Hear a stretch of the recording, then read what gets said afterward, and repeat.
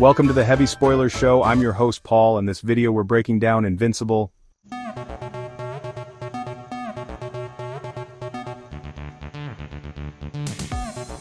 Season 3 is now at an end, but Episode 8 has a lot going on. We're calling it Glenn's Revenge. This includes a gigantic battle and also a massive tease for the future.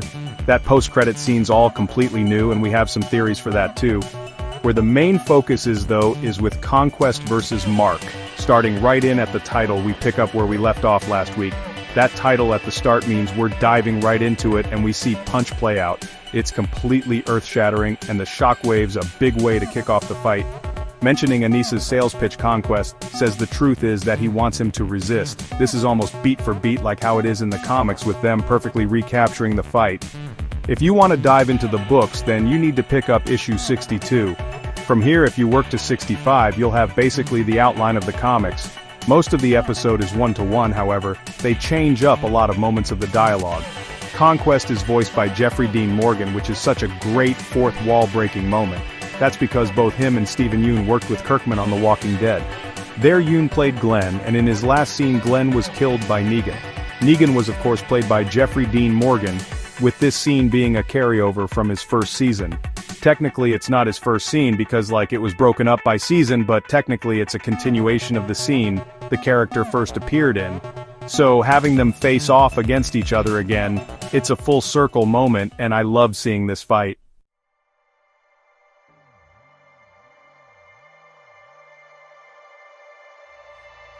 Now the initial fight between Mark and Conquest has some subtle, minor differences. The clash is broken up into segments, with the initial one being more of them just tackling each other. Conquest's speech about the Viltrumite Empire is pretty much the same, but they actually cut short some of what he's saying. In the comic, Conquest doesn't get to finish his line of loving to have his fists drenched in blood.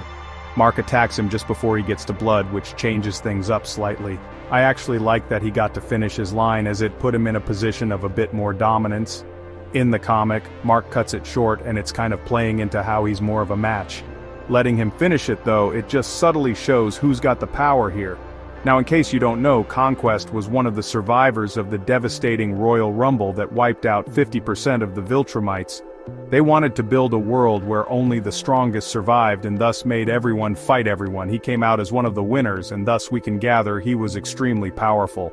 Not to get too far into spoilers, but there was an event on top of that weakened the race and severely diminished their strength. This left this once godlike being open to attack. Coming face to face with the Ragnar, they ripped off his arm and blinded one of his eyes.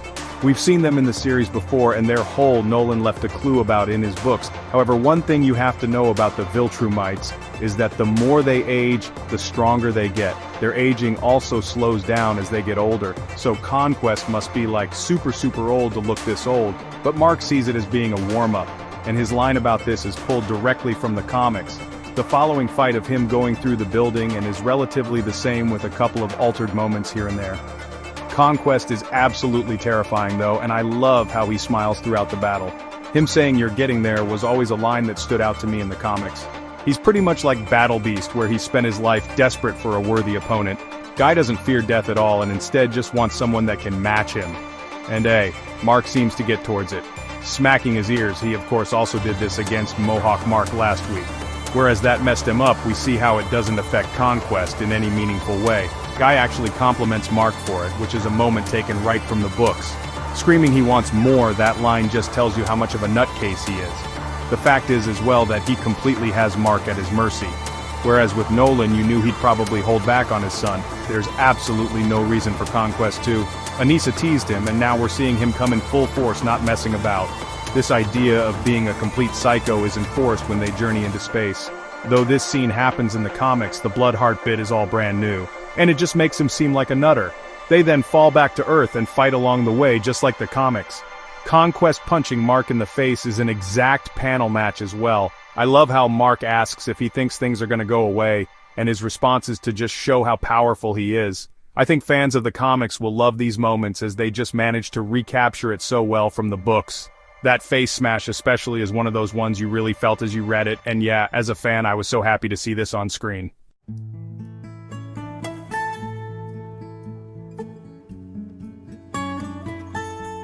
Now from here we get some further differences. In the book, when Oliver sees the fight on TV, he just immediately leaves. Debbie doesn't really get the chance to even talk to him as he's already out the door before she can even speak. Here, though, they give that moment more room to breathe. The whole permission thing is a nice touch, and it helps to show Debbie's change of view. Earlier in the season, she didn't want anything more than keeping Oliver locked up out of harm's way. However, I think now she's seeing how, even in the worst of circumstances, that those who can act need to. It's kinda like parents who don't want their kids to go off to war and be soldiers. They probably understand why they have to, but there's also the side that doesn't want them to. Debbie's been through that all now, and she's encouraging Ollie to do what's right. She knows he's one of the only people who can, and even though she breaks down and cry, she sends him off to fight, which just adds so much more to the character.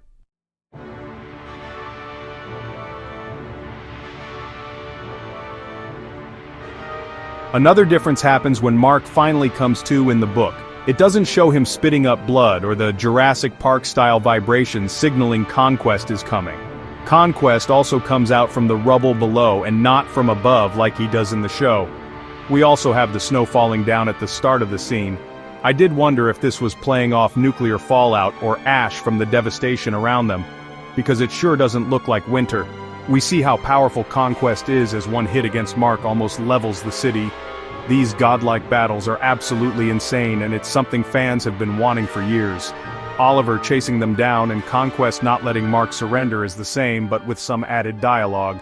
Conquest going through the building is another exact panel match. I also love how Mark attempts to talk things out, but Conquest doesn't want to stop the fight. It just highlights how merciless he is and how he's not really there to work anything out. Whereas Anissa could at least be talked to, Conquest isn't there to negotiate. With the Viltrumites, you only get one chance, and then the next thing they send could be your end. Even his name, Conquest, it just tells you exactly the kind of character he is. He's not seen as a person, just a purpose. So seeing him unleash and say he won't even give Mark the option to surrender, it really raises the stakes. That bit with the stop, it's all pulled from the work, but it plays out a lot more impactful when it's in the show. They actually add more to him in the episode, as in the comics. He just tells him to keep going. Here though, he's sort of egging him on, and even telling him he still has a chance. Like the fight against Omni-Man, we also get to see more of the deaths of the civilians. That's something that was missing from the comics and stuff like the train scene. It was completely absent, which I always appreciated as it just adds way more weight. Here, Mark looks about and sees a guy with his leg torn off. It acts as motivation, and really just lets us as an audience put ourselves in their shoes. Or shoe now. Which, bad joke. However, we know these kinds of deaths motivated Powerplex, and I wonder if some of the deaths here could do that with other characters. There's still a lot to be introduced and they could do something similar. We also get Oliver saying he's gonna give a big-ass beat down, which is a direct line from the comics. However, Conquest doesn't punch him in the face, he just grabs Oliver. Guy really said FK dem kids. Beyond that though, the following scenes are pretty much the same, including that headbutt. I love how Conquest says he won't believe Mark's a Viltrumite until he holds his heart in his hand, and he also does that big punch stop. I actually preferred how it was in the comics though, as their Conquest calls him child as he stops it.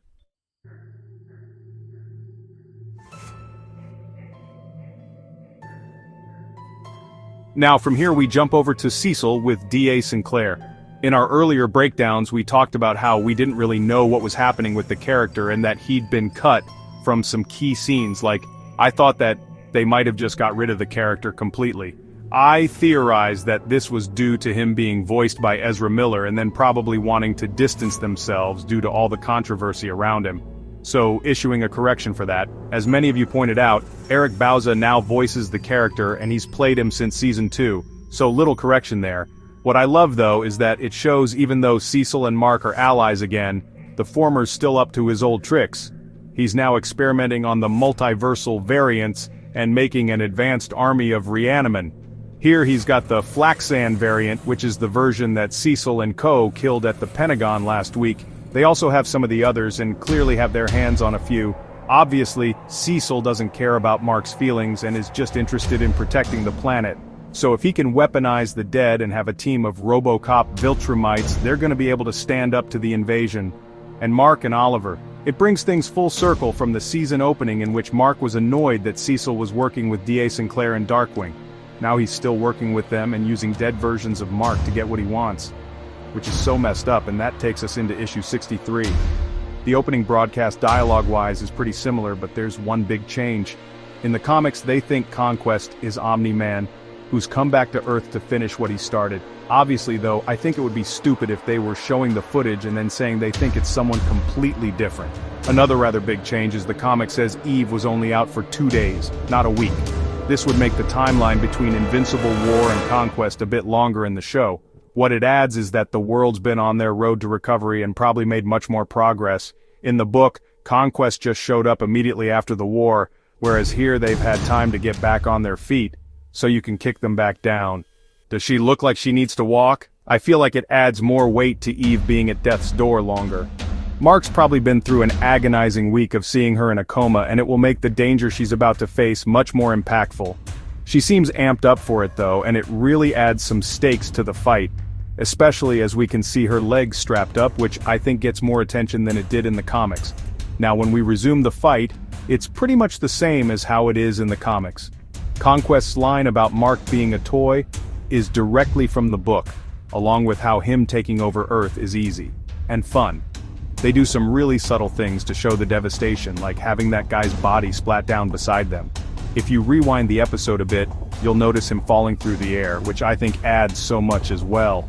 Ever since the start of Season 2, Mark's been grappling with the weight of the death of the innocents around him.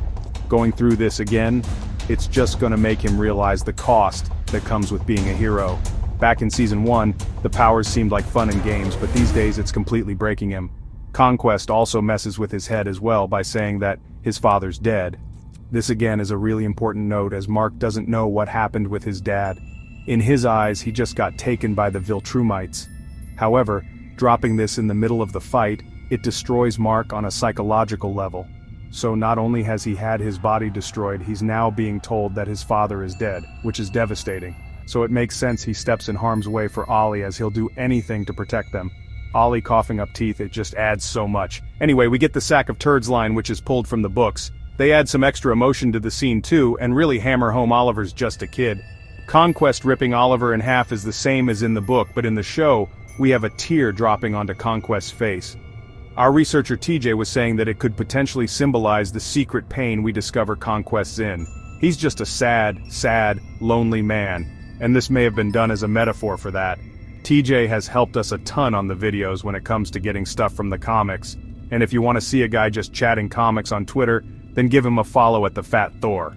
We then have Cecil warping in to save Oliver, which shows he cares about Debbie, Mark, and Ollie.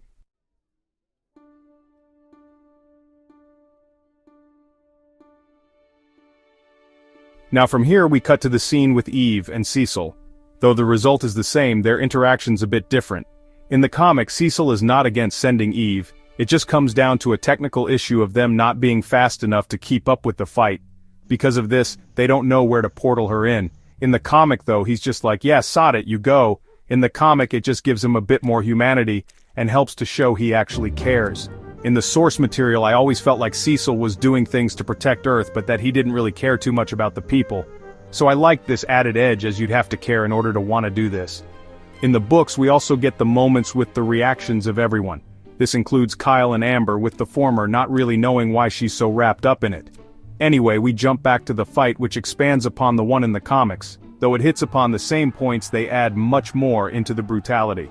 In the comics we don't see the civilians dying in their droves on the beach, and instead the body count's not given focus. Like everyone there is just chilling sunbathing and they get completely wiped out. In the comic, Conquest throws Mark through a giant ship which causes an explosion. The episode may have referenced this with him earlier crashing through that truck and causing an explosion, but yeah, maybe that's just a coincidence. The show goes beyond this, and we once more have Mark being used as a shield to plow through people. It's just way more violent. I feel like it's definitely a parallel to the train scene that reminds us how destructive the Viltrumites are. Like a kid's arm gets ripped off holding on to their parents. It's brutal. Smiling one minute and then the next he can't even hit the thumbs up. Well, with that hand anyway. In the book though, I did like that the ship destruction was a military vessel, as it shows how useless our armies would be. Either way, it just highlights how Conquest is worse than Omni-Man, as he's even more destructive. Have to be honest, rewound it cause it's rare you see violence like this in a comic book property. We also get some additions with how they handle Eve. In the comic, Eve believes she is going to save Mark from Omni-Man. I feel like this could slightly change the dynamic of her intentions going into this fight. In the comics, she was never really in the personal scenes with Oliver like she's been in the show. I don't know if she would have held back by having them do it, or yeah, they may just be playing it differently, like you can clearly tell it's not Omni-Man, and Mark's already told Eve he met back up with his father to fight against the Viltrumites. So I think it would have made things a bit muddier. In the comics, she also never builds a suit of armor. Conquest immediately breaks her force field and just punches her face off. No John Travolta, so I think it's just giving her more to do and showing she's actually can put up a fight before what happens later. Increasing the density of the air to slow him down, it's just a really creative way to show off her powers. However, this is extremely taxing and Conquest seems unstoppable. That moment where Eve falls as tears form in her eyes, you really feel like this is the end. Conquest talks about how he was given permission to let loose, and obviously it highlights it's because Nolan's still alive. Mark doesn't know that yet though, but his dad stands as an affront to the Viltrumite Empire. Now in the comics, Mark doesn't yell out for Cecil, he just tells her that if he's watching, he'll send someone. Obviously that's a way less painless way to show his despair. It also adds into him wanting to return to a partnership with the character. Throughout the season they've been on shaky grounds with Mark even attacking Pentagon.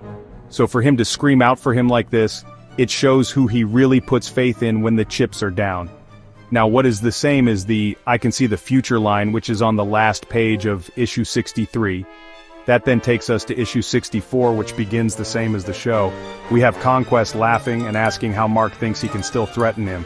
Mark punching Conquest's arm so hard it breaks his hand is an exact match to the splash page in the book, which I loved. And yeah, I remember reading this and thinking it was probably the most powerful thing Mark had ever done. Like I know he's lifted heavy stuff, but yeah, the impact of that, you just feel it. He begins to fight dirty and even bites Conquest, showing how unhinged he is. It then goes Super Saiyan literally. In what's Eve's death, her brain manipulates her molecules and bring her back to life. Manifesting the literal power of the atom, the scene sees her taking on its structure.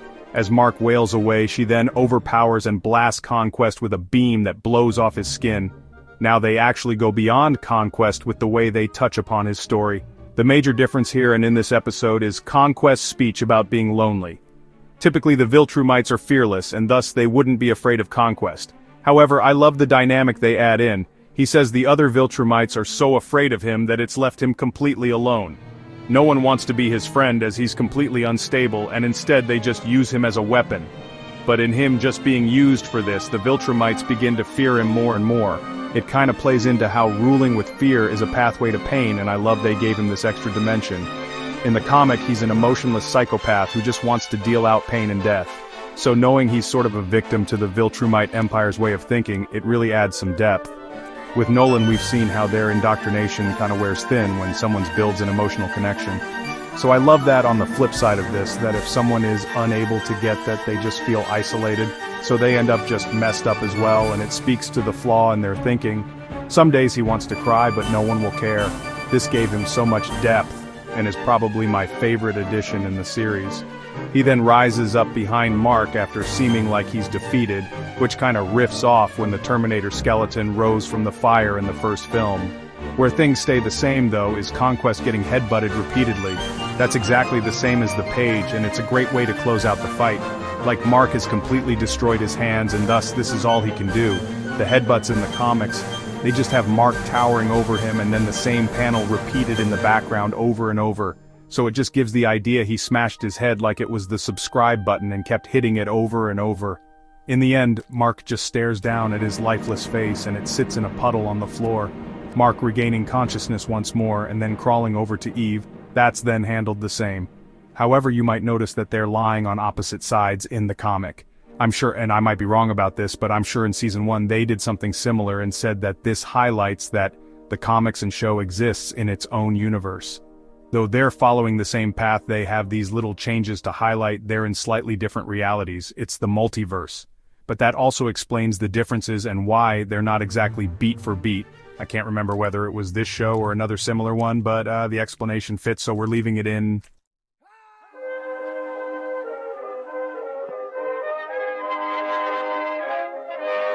The book then features the cavalry arriving with the collection of image heroes coming to the scene. This includes Savage Dragon and the like, who I don't think they have the rights to for the show. Not 100% on that, as I've said the similar with other characters before, but we do see Tech Jacket. Still hasn't been introduced properly, but yeah, you're gonna want to pay attention to them. I'm saying them instead of him because there are theories the character's a woman now, but we'll probably find out in season 4. Either way, that takes us to issue 65. The issue opens at the Pentagon with Mark on the road to recovery. In a flip on the last episode here, we have Mark in the bed while Eve's at his bedside. Eve explaining her powers is the same as it is in the source material, and this can be seen in her dedicated comic. That is Invincible Presents Adam Eve #2, which was adapted into the Adam Eve episode. Now in the comics, when Eve rebuilt herself, she actually made her boobs bigger, but it's 2025 now. Best to just not go there. Beyond that though, the scene with Cecil and Sinclair is exactly the same. It puts him on a path where he'll be an adversary to Mark. Even though Mark has clearly classed it as water under the bridge, I think Cecil's seeing the bigger picture.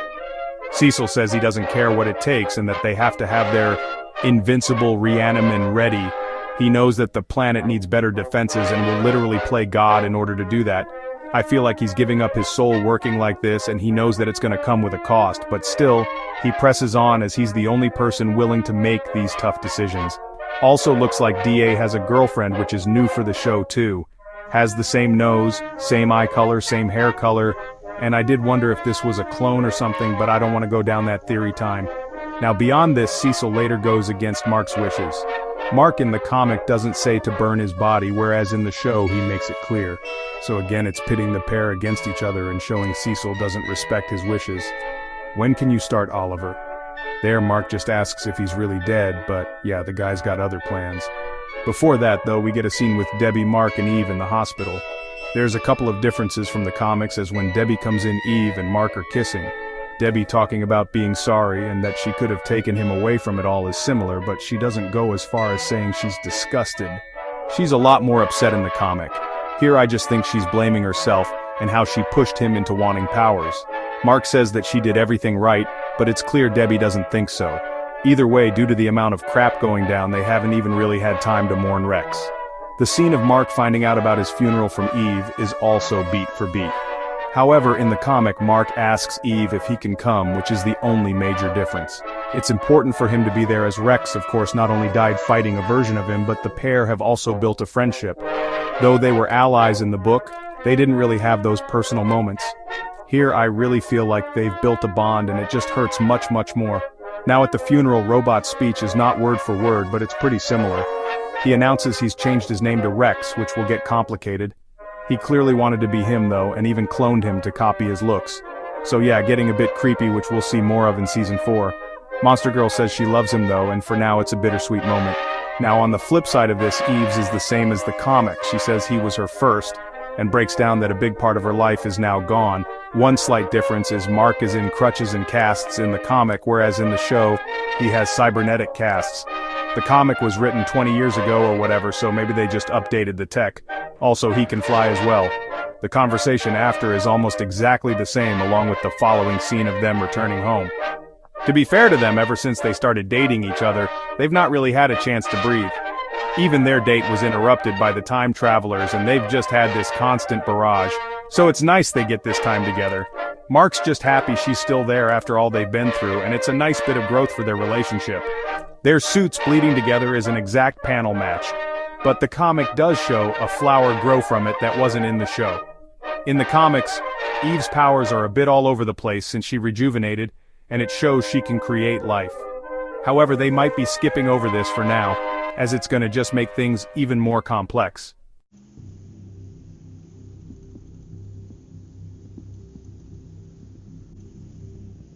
Now, as with all the season finales, we close out with some teasers for next time.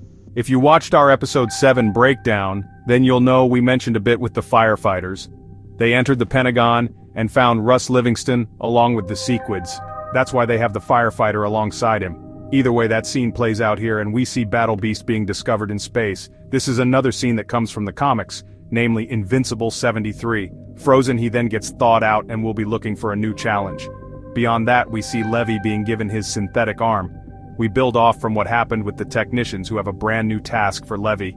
This involves stripping worlds of their resources so that they can give the technicians power. Now they want a new home, but beyond that they want some new delights. Last week I said that they reminded me a bit of Hellraiser, and it turns out they're actually voiced by Doug Bradley. Bradley played Pinhead, so yeah, sounded familiar for a reason I guess. The phrase delights was also something they dropped throughout the films, so it was nice getting a nod to that here. We also have the reveal that Conquest is still alive, which of course breaks Mark's trust. Cecil's basically keeping a ticking time bomb, and I can't wait for you guys to see what happens with that. The ending scene with Oliver and Mark goes down pretty much the same, but Mark seems a bit more intense in the comic, whereas the show felt to me he was more traumatized. To be fair, the guy's been through a lot, and this hero business isn't all it's cracked up to be. Watching the series, especially the Invincible War, that's really made me realize how much Mark's gone through. I don't know, in the comic it never really sank in that there'd been so many other Marks that had gone bad. However, this one, even with everything, has remained good at his core. For now at least. We end with him committing to killing whoever opposes them, and in fighting these monsters, he's became one himself. Earlier in the season he tried to teach Ollie that killing was wrong, but over time this is worn away. He's seen fighthand he has to step things up as his enemies won't give him any quarter. We've also seen through his variants what kind of path this puts Mark on. Those willing to kill eventually become corrupted and just as bad as the people they're fighting. However, we totally get it and understand why he has to be that way. It's a powerful way to close out the season, and the guy's gonna not really get a break with what's coming.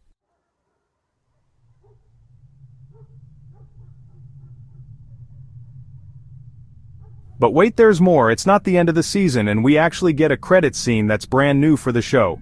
Damien Darkblood has returned after Cecil exorcised him during season 1. Here we catch him meeting with a demon, but I've got no real idea of where this is going. Me and TJ searched high and low and we couldn't find any scene similar to it. Like, we looked through every Image comic with him and that was linked with the Invincible universe and nothing.